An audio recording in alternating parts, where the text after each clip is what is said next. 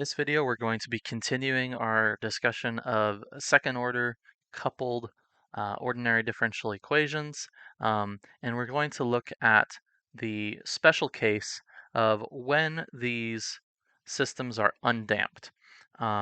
So from our last video, we had our M matrix times x double dot plus our B matrix times capital X dot plus our K matrix times capital X equals 0. So M is going to be an n by n matrix. So is B and K.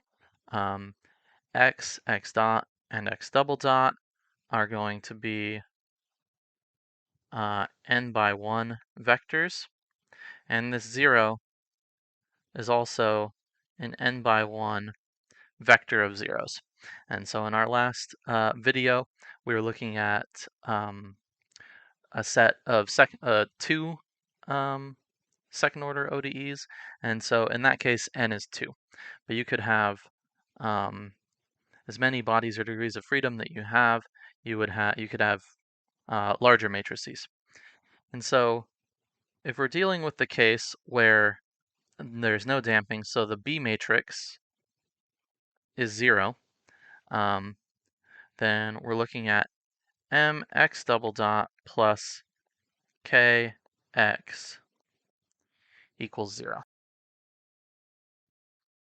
And we can try and solve this differential equation using similar techniques to what we learned for just uncoupled homogeneous differential equations. So we'll start with an assumed solution. So we'll assume that x homogeneous, the homogeneous solution of t is equal to u e to the pt. And the difference here is that u, instead of being some a0, some just one constant, this is a vector of constants. So it's some n by 1 vector of constants that we don't know yet. And so we can take the derivative of this. So x dot h of t is going to equal p u e to the pt. I'll write these arrows to make sure we know it's a vector. And x double dot of t is equal to p squared u e to the pt. And we can go ahead and plug these back into our equation to try and find a solution. So we would have m p squared u e to the pt plus k u e to the pt equals 0. So I'll go ahead and we can factor out the u e to the pt. So what we're left with is our mass matrix p squared times p squared plus our stiffness matrix times u e to the pt equals 0. And similar to what we were doing when we were solving these with uncoupled systems, we have these three things that are multiplied together and they equal 0.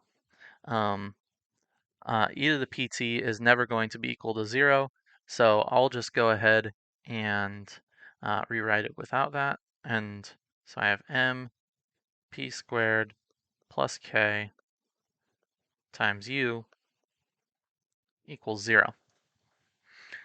And at this point, this is starting to look like an eigenvalue problem if you kind of squint at it. So if we'll remember our eigenvalue problem, we had something like we had a minus lambda I plus a times a vector u equals 0.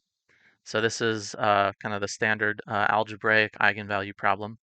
You can also have what's called the generalized eigenvalue problem, where you would have minus lambda b. So instead of I, you have some matrix B plus A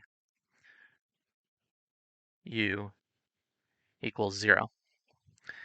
And this mp squared plus ku is a form of the generalized eigenvalue problem, where if I just make a substitution where lambda equals negative p squared,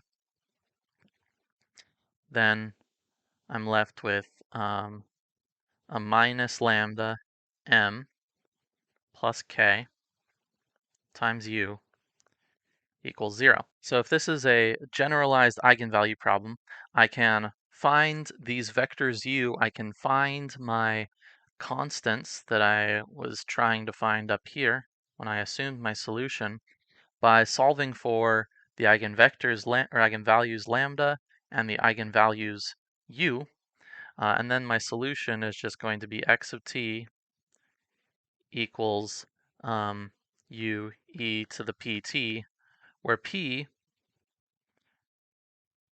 is equal to the square root of minus lambda.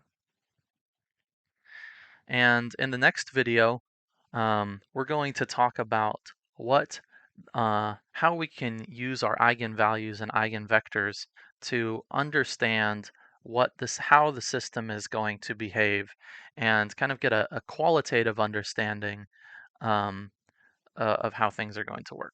But we'll go ahead and take a break right there.